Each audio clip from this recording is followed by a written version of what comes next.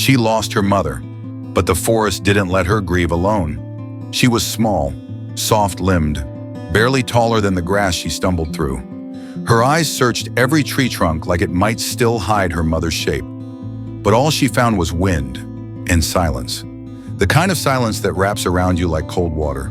That makes you feel like no one's coming. For hours she wandered, sometimes calling, sometimes just listening. And somewhere deep in the woods, other eyes opened. Not human, not cruel, but watchful. A fox, alert beneath a fern. A badger still in its den. A raven shifting from branch to branch, keeping pace overhead. None of them moved at first. None of them knew what to do with her grief, but they felt it. And the forest listened, not with words, not with footsteps, but with presence. A slow shift in the wind, a pause in the owl's glide, the subtle rustle of leaves above her, as if the branches bent just slightly to follow her steps. She wasn't just a creature wandering, she had become part of something larger, something ancient that pulsed beneath the moss and soil. And though she didn't know it yet, she had been seen. When her legs gave out near the edge of a clearing, she curled into herself, not to sleep, but to vanish, to stop feeling. But something else settled near her first, a soft, feathered shape, landing silently just a few paces away. A raven, dark as twilight, eyes reflecting something that wasn't pity, but recognition. It didn't move closer, it didn't fly away, it just stayed. And slowly that stillness was broken by more than grief. A fox, thin and scarred from winters past, crept just close enough to watch. A doe, not her mother, but close enough in scent, emerged from behind a thicket, ears twitching toward the sob that never made it out of the fawn's throat. None of them belonged to her, but none of them turned away, because sometimes the forest answers not with rescue, but with presence. She woke to the sound of movement, soft, deliberate, and close. For a heartbeat she tensed, expecting the sharp snap of a predator's breath or the echo of her mother's call. But it was neither. The raven was still perched on a low branch above her, head tilted. And beneath the canopy, just at the edge of the clearing, stood the fox, not hunting, just watching. Her legs wobbled as she stood. She didn't run. There was nowhere to go. The woods were too big, too quiet, too unfamiliar without the steady shadow of her mother beside her. That's when the doe stepped forward, older, wiser, not related, but her eyes, wide and dark, held something deeper than recognition. A kind of memory, maybe, the ache of knowing what it meant to lose. Slowly, cautiously, she pressed her body close to the little fawn, not as a replacement, but as shelter. The fox crept nearer, but never challenged. Instead, it laid in the tall grass, curled up near the roots of a cedar, like a silent sentinel. The raven shifted overhead, never leaving its perch. And when night came, colder than expected, darker than before, it wasn't the cold that made the fawn tremble. It was fear, of disappearing, of being forgotten. But something had shifted, because that night she wasn't alone. The doe lay beside her, flank to flank, heartbeat to heartbeat. The fox remained at the edge of the glade, ears alert, facing outward. The raven called once from above, then fell quiet, as though signaling a watchful peace. Predators passed by that night, silent, fast, and dangerous. But none came near, because something unspoken had formed around her. Not a wall, not a trap, a choice, made by creatures that should have ignored her, that had no reason to care, that shared no blood or instinct, but stayed anyway, not for survival, but for something harder to explain, harder to break. And by morning, the fawn no longer looked lost. She looked held, not just by a doe or a fox or a bird, but by a forest that had chosen her, that remembered her, not as a burden, not as prey, but as something worth guarding. From that day forward, the rhythm of the forest shifted. The fawn no longer drifted through the trees like a shadow waiting to vanish. She began to walk with more certainty, not because she knew where she was going, but because she wasn't walking alone. The doe would lead her to shaded glades where tender shoots grew, and nudge her gently toward water when her legs trembled with thirst. The fox never came too close, but was always there, circling the perimeter like a quiet flame that refused to go out. And the raven flew higher now, sometimes disappearing from sight entirely, only to return at dusk, landing close, as if to count heads. Each of them carried their own story. The doe had lost her own calf seasons ago. The fox had once nursed a litter that never survived the frost. The raven, no one truly knew, but his silence said more than most voices ever could. They didn't try to replace what was gone. They simply made room for what remained. It wasn't easy. Storms still came. Hunger still clawed at their bellies when food grew scarce. One night, a coyote wandered into the clearing, eyes glowing, teeth bare. But before the fawn could even cry out, the fox had already stepped forward, low, defensive, daring. The doe flanked the fawn's side. The raven dove once, sharp and swift, its call slicing the night like a warning bell. And the coyote, sensing something unnatural in their unity, turned back into the dark. No words, no plan, just a shared understanding that she mattered, that she was not to be touched, that she was one of them. And over time, her body grew stronger, her legs steadier, but it was her heart that changed most. She began to greet the world not with fear, but curiosity. She learned to trust the path ahead, even if she didn't know where it led, because she had learned the most sacred rule the forest could teach. You do not have to share blood to be family. You only have to stay. And stay, they did. Not out of duty, not out of instinct, but because something inside each of them refused to leave. The kind of something that has no name, no rule, no evolutionary purpose, only feeling. The doe began to nuzzle her more often, not as a routine, but as reassurance. Each time the fawn stumbled, it wasn't just the ground that caught her. It was the soft, immediate touch of a shoulder, a flank, a presence. The fox, once aloof and distant, began to appear at dawn instead of dusk. She brought berries, tiny gifts of food placed near the fawn's sleeping spot. She never waited to be thanked. She just left them and disappeared, tail flicking through the brush like a whisper of care.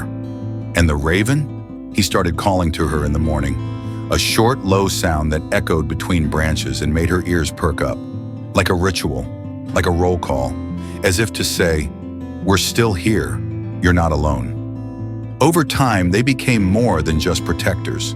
They became rhythm. The fawn knew the sound of the fox's paws as clearly as she once knew her mother's breath.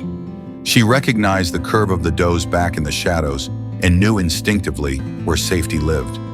And the sky? It seemed to speak in feathers now, in wide circling paths of a black-winged sentinel who saw what others could not. Other animals began to notice. A squirrel watched them with tilted head. A pair of raccoons trailed behind once, curious, but none came too close, as if the forest itself had marked this space sacred, untouchable, a space where grief had made room for grace, where absence had been answered by presence. The fawn no longer cried in her sleep. She dreamed now, of soft moss and warm flanks, and the steady beat of hearts not her own, but no less hers. And slowly, she became something more than a lost child. She became a part of the forest's story. Not the one she was born into, but the one she had been chosen by. And there was power in that. Not the kind that roars or dominates, but the kind that endures, that remembers, that holds you even when the world doesn't. The kind that doesn't ask who you were born to, but shows you who stayed when no one else did. The clearing became hers, not in ownership, but in belonging. Where once she had curled up to disappear, now she stood tall, eyes wide, listening to the same wind that had once carried only loneliness. And what she heard now wasn't silence. It was breath, rustle, feather, footstep, the quiet chorus of presence. She learned to follow the doe's lead, but also to step ahead when needed. She shared her food with the fox. She waited for the raven to land before moving too far from the clearing, like a child checking in with the sky. And they let her grow, not into what she had lost, but into what she was becoming. She was not afraid anymore, not of being alone, not of being forgotten, because every time the shadows stretched too far or the sky turned a shade too dark, there was always a shape returning, a brush of fur, a flick of a tail, a wing in motion, and that was enough. She no longer carried only grief. She carried memory, not the kind that keeps you trapped, but the kind that walks with you, that softens the weight, that whispers, "Keep going." And she did, not because she had to, but because something in her believed again, that love could return, even if it looked different than before. That family could find you, even if it didn't share your face. That healing didn't mean forgetting, it meant building something new in the hollow left behind. Not to replace what was gone, but to honor it. To fill the ache not with denial, but with presence. With the quiet courage it takes to open your eyes after the worst has passed and still choose to rise. The fawn, once small and shaking, now moved with a rhythm that wasn't just her own. She was shaped by the ones who had gathered around her, not just in body, but in spirit. The doe's patience had become her breath. The fox's vigilance or her awareness. The raven's silence, her listening. And that hollow, once carved by grief, had become a cradle for something unexpected. Belonging. The kind that doesn't need permission or explanation. It simply exists when someone stays long enough to say, "You're not alone." Seasons changed. The forest shifted, leaves browned, fell, and bloomed again. And through it all they remained, a family not bound by blood, but by choice, not held together by instinct, but by something braver, intention. She was no longer lost. She had been found in 100 small ways, in every bite shared, in every danger faced, in every moment someone waited, even when they didn't have to. And now when she looks to the edge of the clearing, to the path that once terrified her with its emptiness, she sees something else entirely, possibility, because what had begun as loss had become life, a new life, not perfect, not planned, but deeply, defiantly hers, because she had earned it, not through conquest, not through dominance, but through endurance, through the quiet bravery of not giving up, of letting others in, of believing against every instinct to retreat, that trust could grow again in broken ground, that something as fragile as connection could survive a storm, even if it arrived in pieces. Her life no longer looked like the one she'd lost. But in the morning light, as she moved through dew-covered grass and heard the rustle of paw and wing nearby, it no longer hurt the same way either. The pain had softened, like the earth after rainfall, still heavy, but full of life. She had become something rooted, something real, something made of grief, yes, but also of grace. And the forest, it never stopped listening. It held her as she grew. It let her stumble, and then watched as she stood straighter each time. And within that rhythm of falling and rising, she came to understand what no one had told her, but everything had shown her. That love, when it's real, doesn't need a reason, it just needs a place to land. And she had become that place for others too. A new fawn, lost in the reeds, found her one evening. And without even thinking, she stepped forward. She didn't hesitate, didn't look back. She simply did what had once been done for her. She stayed. And in doing so, she completed the circle, not just for herself, but for everything watching, waiting, hoping. The forest had seen loss before. It had heard the cries of those left behind and felt the stillness after something precious had gone. But rarely did it witness the return, the choice to give back what had once been received. And that's what she had done. Given back the very thing she was once given, a place to belong, a reason to keep going, the courage to trust something again, even after everything had fallen apart. Now when the wind moved through the trees, it didn't whisper sorrow, it whispered legacy. Her steps left more than tracks, they left reminders that survival was never the end of the story, that healing was not a moment, but a movement, one that spread through roots and wings and fur, carried from one being to the next like an unspoken vow. She was no longer just the fawn who had lost everything. She was the beginning of something else entirely, a story that didn't end in grief, but grew because of it. One where strength didn't roar. It stayed, it waited, it nurtured. And in the shelter of that strength, others began to step forward too. Animals once on the fringes began to draw near. A rabbit burrowed closer to the edge of the clearing. A second fox followed behind the first. Even the owl, silent for weeks, returned to its perch and watched with eyes that understood. What had begun as a hollow in the forest had become its heart, and that heart beat now with a rhythm of return. Steady, certain, sacred. Because someone had chosen to give what she'd received, and that choice had become everything. Because sometimes the smallest moments, those nearly invisible acts of staying, of seeing, of simply being present, reshaped the entire landscape of a life. The forest no longer looked at her as a guest. She had become part of its rhythm, not through dominance or demand, but through the quiet persistence of love offered and returned. The trees remembered her now. The wind curved around her gently. The earth softened beneath her steps. She belonged, not because she had never been lost, but because she had been found and had chosen to remain. And in that act of remaining, she taught others how to do the same. The once scattered creatures began forming a pattern, a slow dance of interdependence.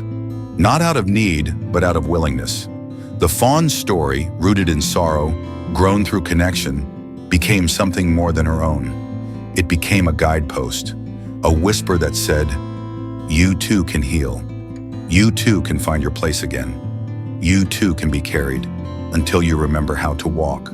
The clearing, once a hollow space of absence, now pulsed with the energy of presence, the kind that lingers even after the moment has passed, the kind that builds something that cannot be seen with eyes alone, but is felt deeply in the chest. It became a sacred place, not because of what happened there, but because of what was shared. And in this way, the circle did more than complete.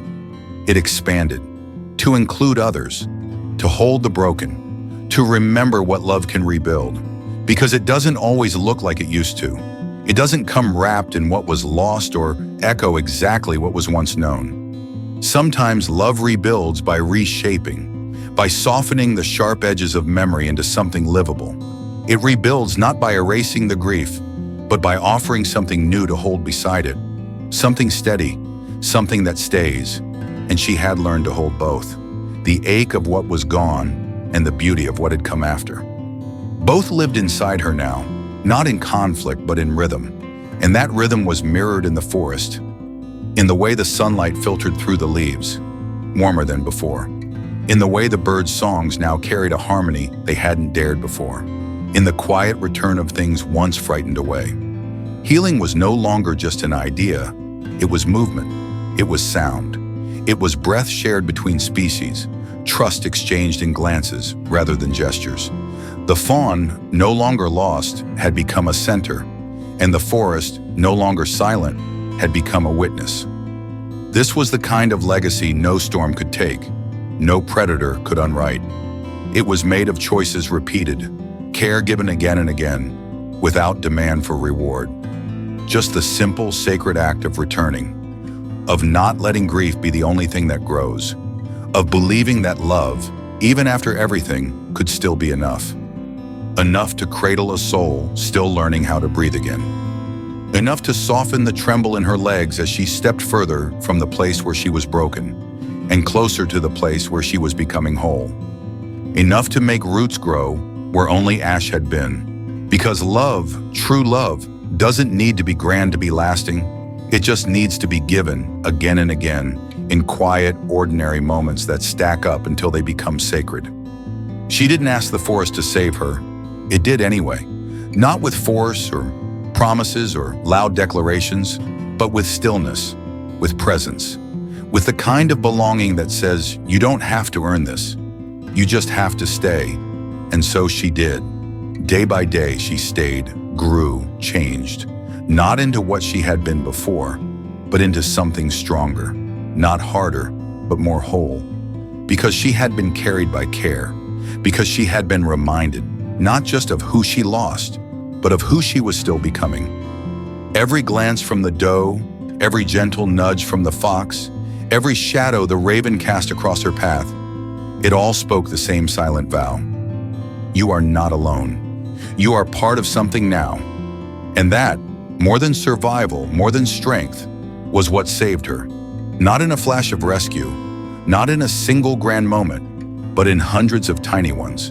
In the still mornings where breath turned to mist and no one moved except the quiet rise and fall of her chest. In the evenings where the shadows stretched long, but she was never in them alone. Healing didn't come like thunder, it came like rain, gentle, persistent, unavoidable. And before she knew it, the forest had soaked into her bones, made her part of it.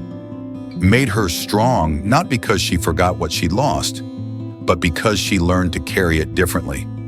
She no longer flinched at the rustle of leaves behind her, no longer cried out at every crow's call in the distance. Instead, she listened.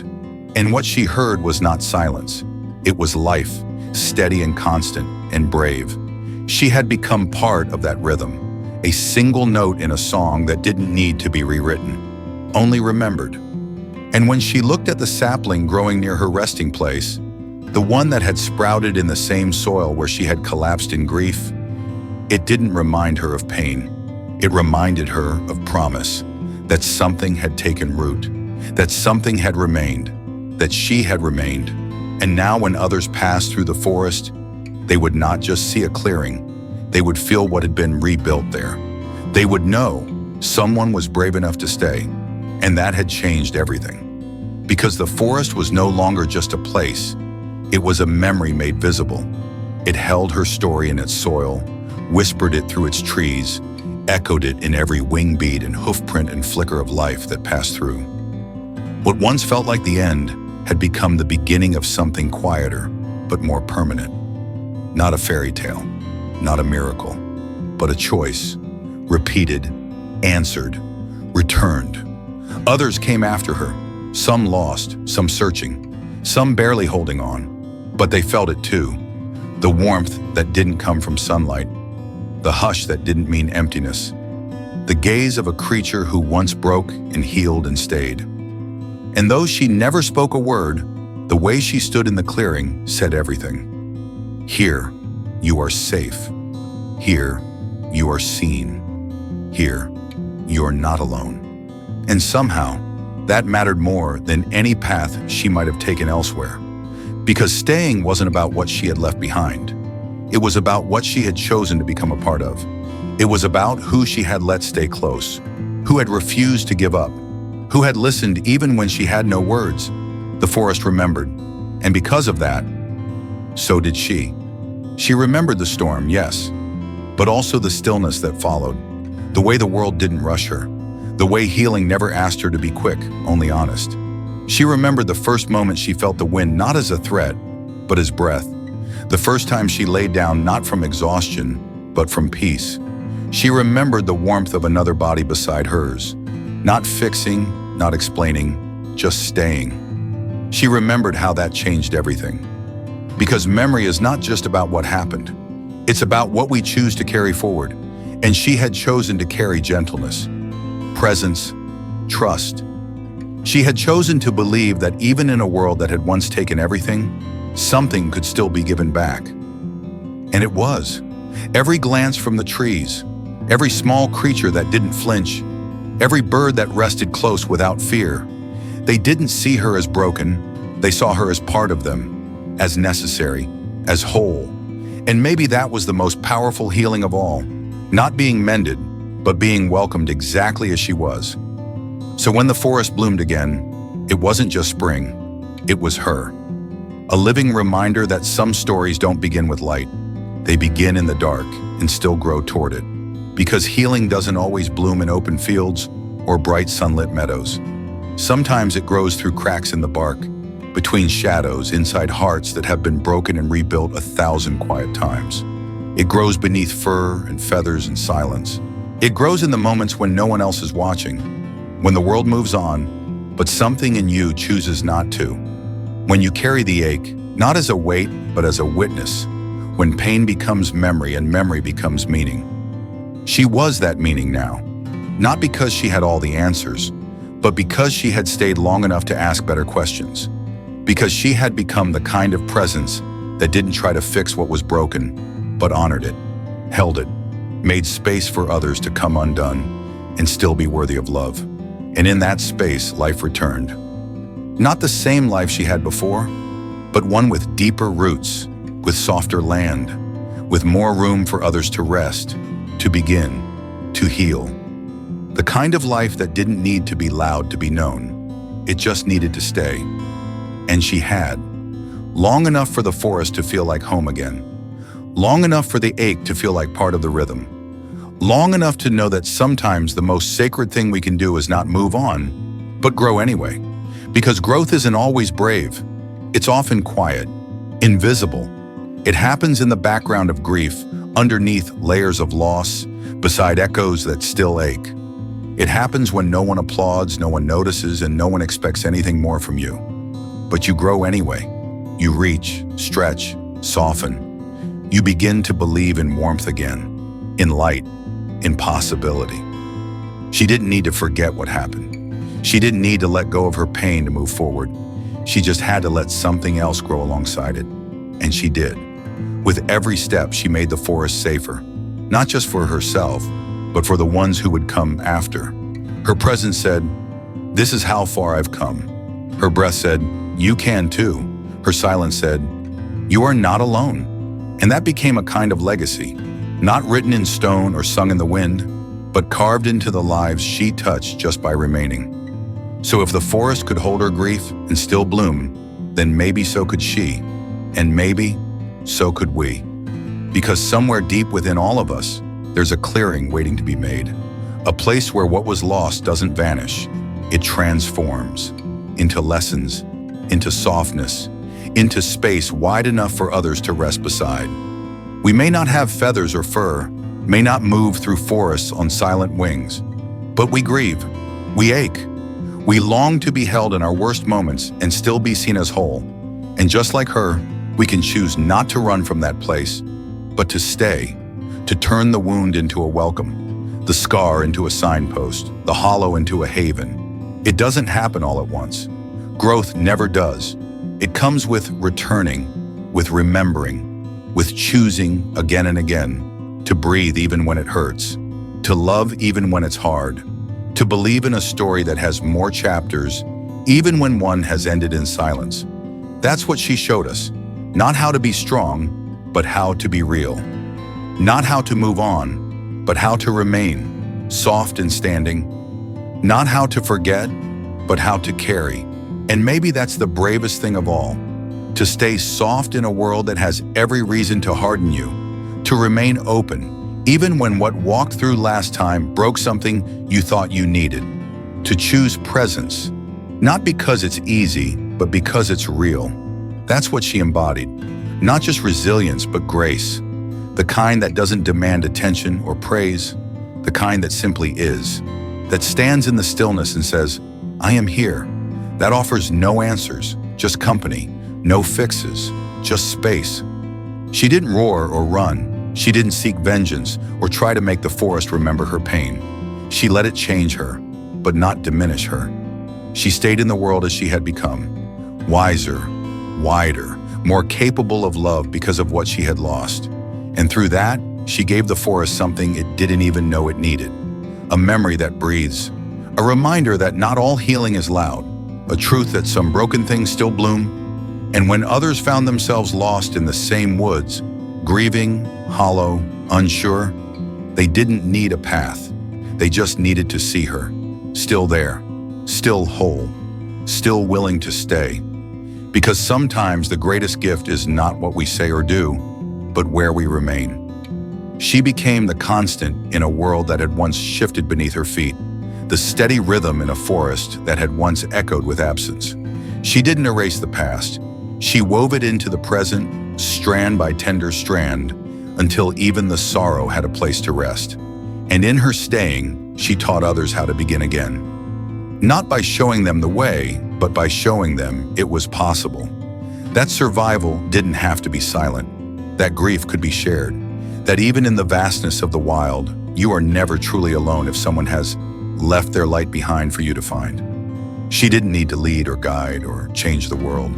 She simply became part of it again, honestly, softly, completely. And in doing so, she turned loss into legacy. Not the kind that's measured in years, but in impact. Not in monuments, but in moments. In the breath before dawn, in the hush between footsteps, in the place where someone else now dares to hope, because she once dared to stay. And that courage echoed quietly, powerfully, through the branches, through the earth, through the hearts of every creature that wandered into that part of the forest, carrying something too heavy to name. They didn't know her story in full. They didn't need to. They felt it in the stillness she left behind, in the gentleness of the wind, in the safety of shadows that no longer threatened but protected. Her story became part of the forest's rhythm, part of its memory. Not because it was grand or loud or tragic, but because it was true. Because she allowed herself to be changed without losing what mattered. Because she held space for pain, and in doing so, allowed beauty to grow beside it. Others began to gather, not around her but near her, drawn by something they couldn't explain. A warmth, a knowing, a permission to breathe deeper, to feel fully, to stop pretending they hadn't been wounded, and to start believing they could still be whole. That's how the forest healed. Not with time, but with presence. Not by forgetting, but by remembering differently. And all of it, every soft step forward, every new beginning, every creature that dared to feel again, started with her, with the one who stayed. Not to be a savior, not to be remembered, but simply because leaving never felt like an option. She stayed because something in her understood that the hollow left behind by love was not meant to be avoided, but honored. That grief was not a sign of weakness, but of connection. And that sometimes healing doesn't come from moving forward. It comes from holding still. Her staying became a story in itself. One not written in language, but in presence. In the way a branch curved to protect her. In the way light filtered differently through the leaves above. In the way silence no longer felt empty, but full. It changed things, slowly, invisibly, deeply. Other creatures who had known loss came and found not answers, but understanding. Not comfort, but company. And in that company, something beautiful happened. They began to breathe again, to soften, to let go, not of the memories, but of the weight they carried alone. She never asked for that. She simply offered what she had, herself, whole, hurting, healing, and here. And in a world that teaches us to run, to forget, to start over, her presence said the opposite. Stay, let it ache, let it bloom, let it mean something. Because every moment we choose to stay, in grief, in stillness, in love, we rewrite what survival looks like. We show that it's not just the strongest who endure, but the softest. The ones who allow themselves to feel, to remember, to remain open in a world that asks us to close. She didn't just survive, she transformed. Pain didn't make her smaller, it made her spacious. Loss didn't silence her, it tuned her to the quiet voices of others who didn't know how to speak their sorrow. And love. Love didn't end, it just changed form. It lived in the way she tilted her head toward the breeze, in the way her wings curved around another, in the way the ground beneath her became sacred just by her being there. Because presence is never neutral, it's a promise that someone once lived and still echoes, that something once hurt and still healed, that somewhere, somehow the world was better because someone stayed. And because she stayed, others followed. They didn't need to ask why. They only needed to feel the space she left and fill it with breath, with life, with love that didn't need to be loud to last forever. Because the truest kinds of love never ask for recognition. They don't demand attention or try to prove themselves. They simply stay. They root themselves in quiet acts, small, unseen choices that ripple far beyond what the eye can catch. Like her. She didn't change the world all at once. She didn't erase the grief, but she stood in it, breathed through it, waited inside it long enough for beauty to grow back where devastation had lived. And in that waiting, she reminded the world of something it keeps trying to forget, that presence is power, that love, held softly, can outlast even the loudest loss. That devotion doesn't have to be shouted to be real. It just has to show up, again and again. She had every reason to fly away, to disappear into her pain. But instead, she chose to make that pain sacred. She stayed not to cling to the past, but to bless it. Not to rewrite what happened, but to honor what still could. And that choice, that quiet, uncelebrated, deeply human choice, echoed further than she would ever know. Through trees and time, through hearts and hushes, through every creature who one day stood in that same clearing and felt for the first time in a long time that maybe they were not alone. Because someone once had stayed, and in that staying, love had taken root. She didn't leave a legacy carved in stone or shouted into the skies. She left a silence that felt safe, a clearing that felt sacred, a rhythm in the forest that shifted just enough to let new life begin. And that was enough. Not because it erased the pain, but because it transformed it into something that could hold others, into something that could carry. The ones who came after didn't need to know her name. They felt her in the stillness, in the softness of moss beneath tired feet, in the way the wind slowed as it passed that part of the forest. They paused, sometimes without knowing why, and breathed deeper. That's what she gave them. Not rescue, not resolution, but the rarest gift of all, a place to begin again. And in that quiet offering, her love never ended. It became the soil. It became the shelter. It became the story they would carry forward. If this story moved you, stay. Stay kind. Stay soft. Stay present. It changes more than you know.